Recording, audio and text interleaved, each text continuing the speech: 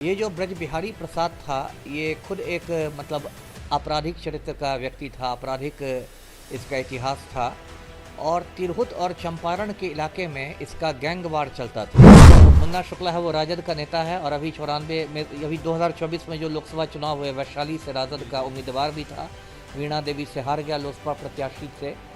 लेकिन मुझे नहीं लगता कि इस मामले में ये सत्ता पक्ष और विपक्ष का कुछ खेल हुआ है। सुप्रीम कोर्ट में जो भी फैसला दिया है वो तथ्यों के आधार पर दिया है और एक तरह से ये तेजस्वी यादव के लिए थोड़ा शर्मिंदगी का सबब बन गया कि जिस मुन्ना शुक्ला को आप खुद से इतना सटा रहे थे और उसको वैशाली से आप चुनाव लड़ा रहे थे और विधानसभा चुनाव में भी इसको बड़ी भूमिका देने जा रहे थे, वो अब उम्र कैद काटेगा, आजीवन कारावास काटेगा। जी, ब्रज बिहारी हत्याकांड को देखते हुए देखिए सुप्रीम कोर्ट का बड़ा फैसला आया है, जहां मुन्ना शुक्ला को उम्र कैद की सजा सुनाई गई है। उनके साथ एक और आरोपी इसमें शामिल है। ऐसे में सूरजभान सिंह के साथ 100 लोगों को बरी कर दिया गया है।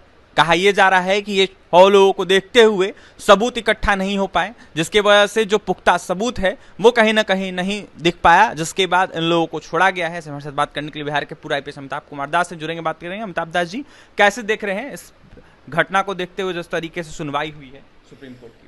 देखिए, बड़ी खबर है, गर्मा गर्म खबर है आज की।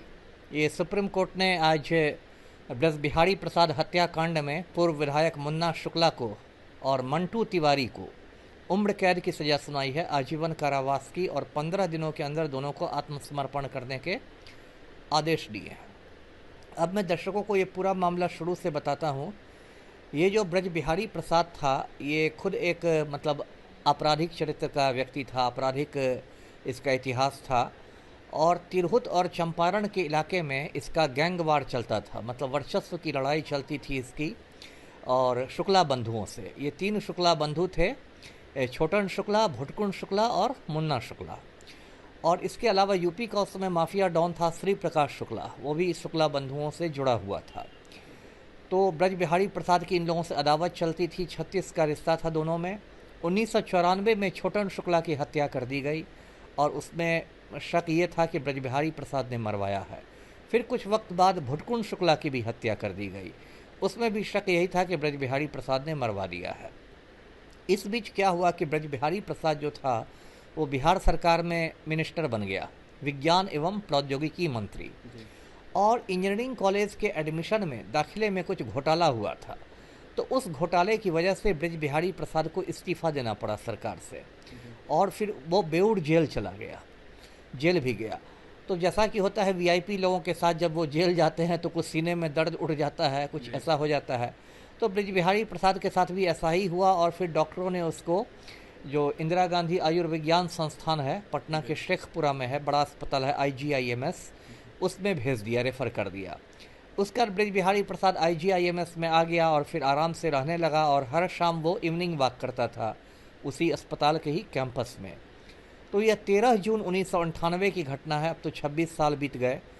ब्रज बिहारी प्रसाद शाम में ऐसे ही टहल रहा था तो अचानक एक कार आई, उस पर लाल बत्ती लगी हुई थी, देख के VIP गाड़ी लग रही थी और उससे 4-5 लोग उतरे और उन लोगों ने AK-47 से इसको बिल्कुल गोलियों से छलनी कर दिया। इसका बहुत हंगामा हुआ। हंगामा के बाद CBI को इसकी जांच दी गई। इस मामले में कुछ 8 अभियुक्त बनाए गए थे, जिसमें श्री प्रकाश शुक्ला था, मुन्ना शुक्ला था, मंटू तिवारी था, ललन सिंह था, ये था आपको राजन तिवारी था, सूरजभान था, शशि कुमार था। इस तरह 8 कुल बनाए गए थे अभियुक्त। तो श्री प्रकाश शुक्ला को कुछ वक्त बाद यूपी पुलिस ने गाजियाबाद में मार गिराया मुठभेड़ में, तो वो तो ऐसे ही ख़त्म हो गया। 2009 में निचली अदालत ने इस मामले में सभी अभियुक्तों को उम्र कैद की सजा सुनाई। उसके बाद ये लोग जो अभियुक्त थे ये पटना हाई कोर्ट में अपील में गए और 2014 में पटना हाई कोर्ट ने सभी अभियुक्तों को रिहा कर दिया, संदेह का लाभ देकर, बेनिफिट ऑफ डाउट पर। उसके बाद हाई कोर्ट के फैसले के बाद जो ब्रज बिहारी की पत्नी थी रमा देवी और CBI, ये लोग सुप्रीम कोर्ट गए। रमा देवी बीच में भाजपा में चली गई थी और 3 बार शिवहर से सांसद भी रही। तो उसके बाद सुप्रीम कोर्ट में 3 जजों की जो पीठ थी वो इसकी सुनवाई कर रही थी, जस्टिस संजय कुमार, जस्टिस संजीव खन्ना और जस्टिस R महादेवन। और पिछले 22 अगस्त को इसकी सुनवाई समाप्त हो गई थी और सुप्रीम कोर्ट ने फैसला सुरक्षित रख लिया था। और आज यानी 3 अक्टूबर को फैसला आ गया, जिसमें 8 में बाकी लोगों को तो बरी कर दिया गया सबूतों के अभाव में, लेकिन मुन्ना शुक्ला और मंटू तिवारी को आजीवन कारावास हो गया और 15 दिनों के अंदर कोर्ट ने सरेंडर करने कहा है। तो यही आज की एक बड़ी खबर है जी। अमिताभ दास जी, लगातार विपक्ष के द्वारा कहा जा रहा है कि सत्ता पक्ष की ये सोची समझी साजिश है और सत्ता पक्ष के लोगों को बचाने की कोशिश की जा रही है, इसमें कितनी सच्चाई है?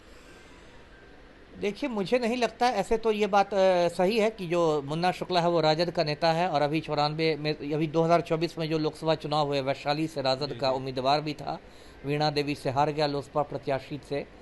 लेकिन मुझे नहीं लगता कि इस मामले में ये सत्ता पक्ष और विपक्ष का कुछ खेल हुआ है। सुप्रीम कोर्ट में जो भी फैसला दिया है वो तथ्यों के आधार पर दिया है और एक तरह से ये तेजस्वी यादव के लिए थोड़ा शर्मिंदगी का सबब बन गया कि जिस मुन्ना शुक्ला को आप खुद से इतना सटा रहे थे और उसको वैशाली से आप चुनाव लड़ा रहे थे और विधानसभा चुनाव में भी इसको बड़ी भूमिका देने जा रहे थे, वो अब उम्र कैद काटेगा, आजीवन कारावास काटेगा जी। तो देखिए, हमारे साथ बात करने के लिए बिहार के पूर्व आईपीएस अमिताभ कुमार दास थे। ब्रिज बिहारी हत्याकांड को लेकर अपनी बातें रख रहे थे, वहीं क्या कुछ कह रहे थे। जिस तरीके से मुन्ना शुक्ला को उम्र कैद की सजा हुई है, आपने सुना है, देखने वाली बात यह होगी किस तरीके से सजा होती है। लेकिन फिलहाल आजीवन कारावास की सजा सुप्रीम कोर्ट के द्वारा सुनाई गई है। और भी तमाम खबरों के लिए बने रहें हमारे साथ। कैमरे छोड़ने सहयोगी विकास है, बहुत बहुत धन्यवाद।